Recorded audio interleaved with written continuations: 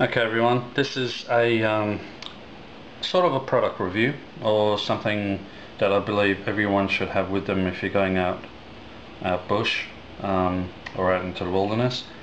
If you do carry a cell phone, or a GPS or something like that, this is really worth having. It's a solar charger for cell phones, MP3 players, sat navs, digital cameras, all that sort of thing. And it's very, very easy to use.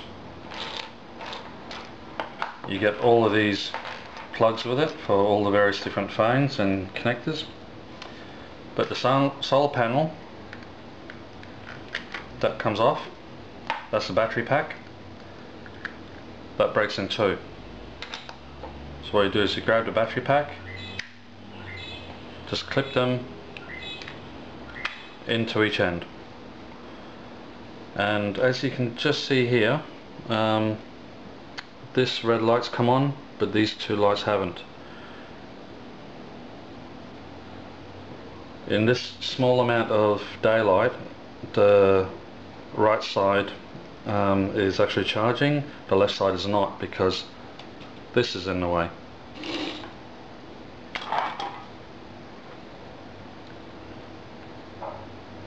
Maybe the other one's not so strong.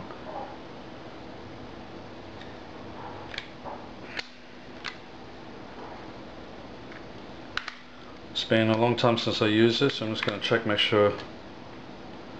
Yep, that solar panel is more efficient than this one, but they do actually work. Hold on, I'll get a flashlight.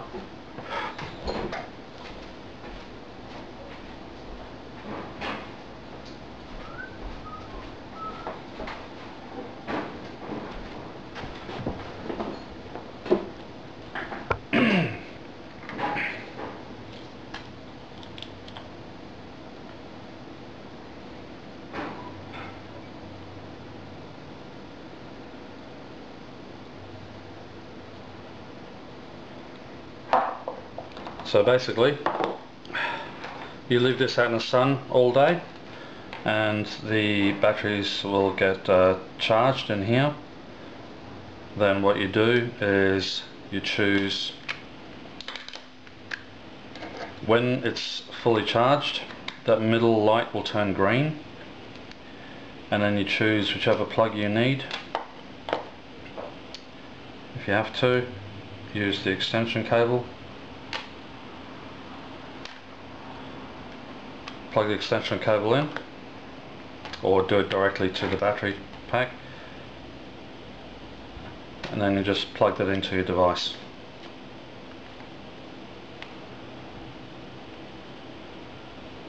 Charging.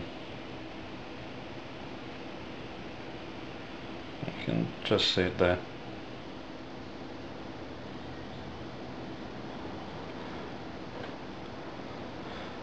Now before I brought this out, I actually had it sitting on the windowsill in the back room, and it had been charging for about an hour or so. So there's enough energy in that to charge up the phone.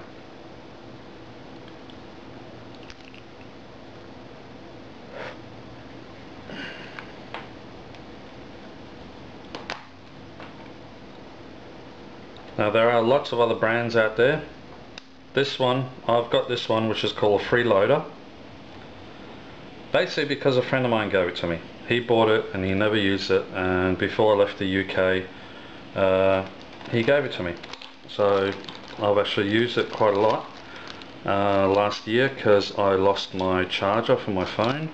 I've since got a new one, but while I was waiting to get a new charger, I basically just plugged this directly into the computer, and when I was online on the computer, I charged up the battery in here with the USB plug, and then I'd take this off and just plug in my phone.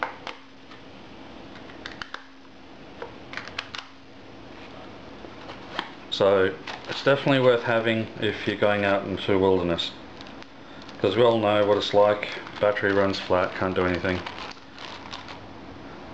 But one thing you should also know is if you're out in the bush and you haven't got signal,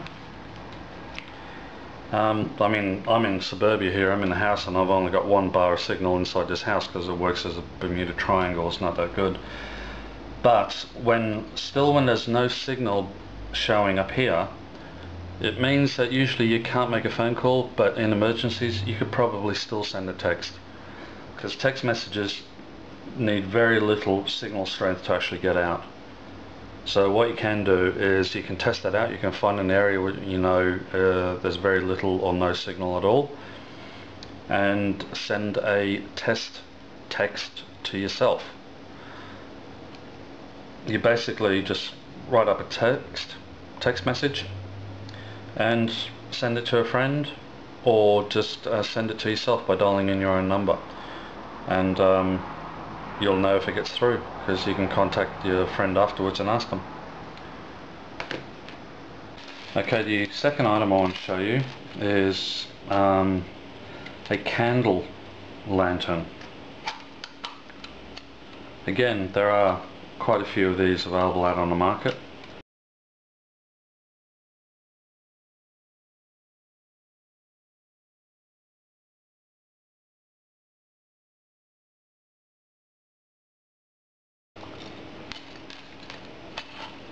And basically, you twist that, and that little tube comes out.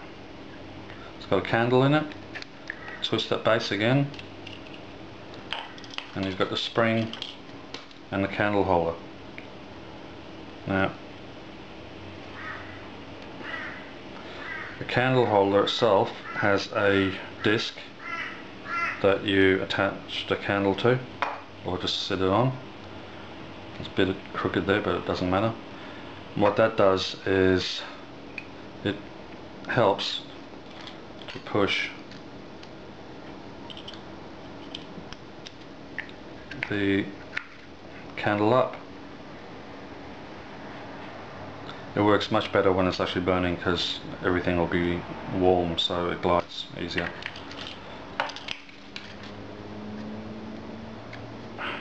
Now, when I bought some of these candles,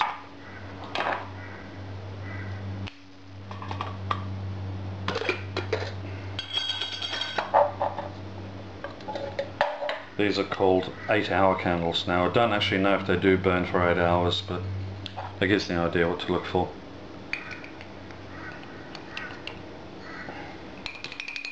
They fit in there quite easily. If you can't find any of these, just buy some normal candles of a similar diameter, and then just cut them in half. Cut them to fit the size. And that little viewing port here is just so you can tell when it's burning how much of the candle is left, and that matches up with that hole there.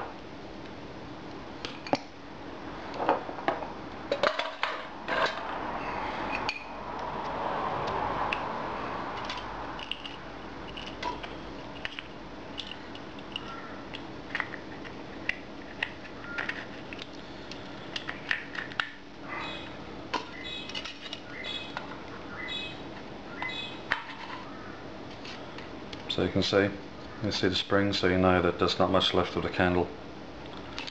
Now, to light it, you can do it this way. Yeah.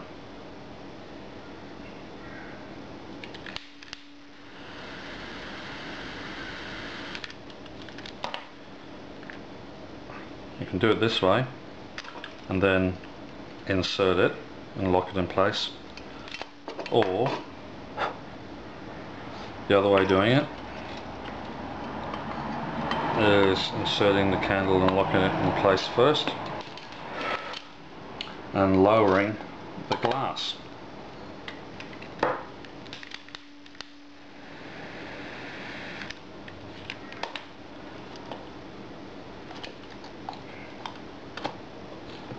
There you go.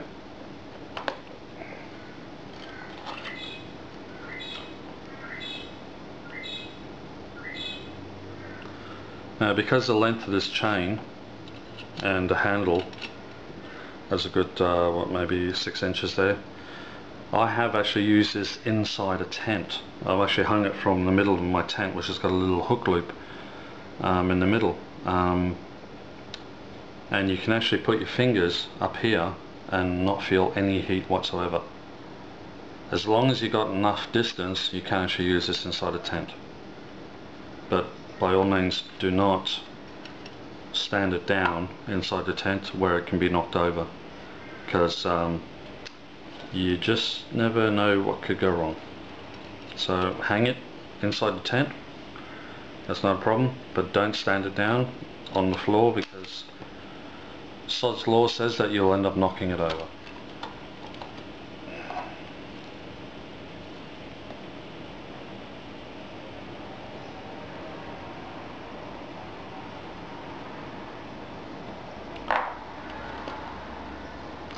And trust me, once your eyes are adjusted to the night light, this actually puts out quite a bit of light for you to navigate by. And if you get a few of these hanging around the campsite, it just adds a really nice mood. Nice warm light. And wind resistance, well, it's not a kerosene lamp, so this will blow out if the winds get quite strong, because as you see up here, there is quite a big gap for air to get in.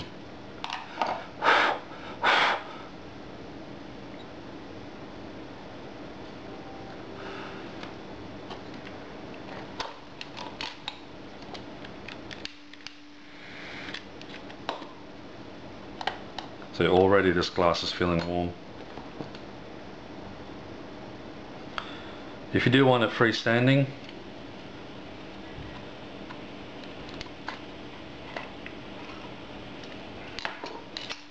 you can have it on a tabletop as a normal candle.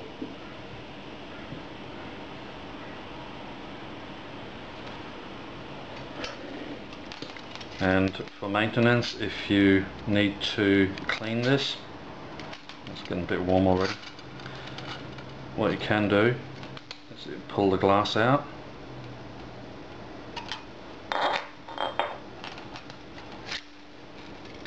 and these legs, just squeeze them like that, and they come undone.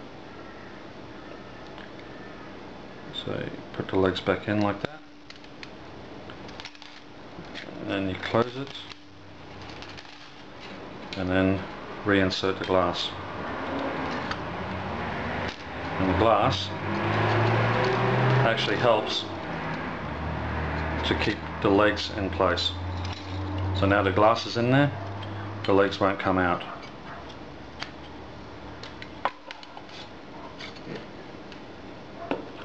Now when I was looking to buy this, I actually wanted the brass one, but I could only find the silver one, so I just gave that a coat of green spray paint.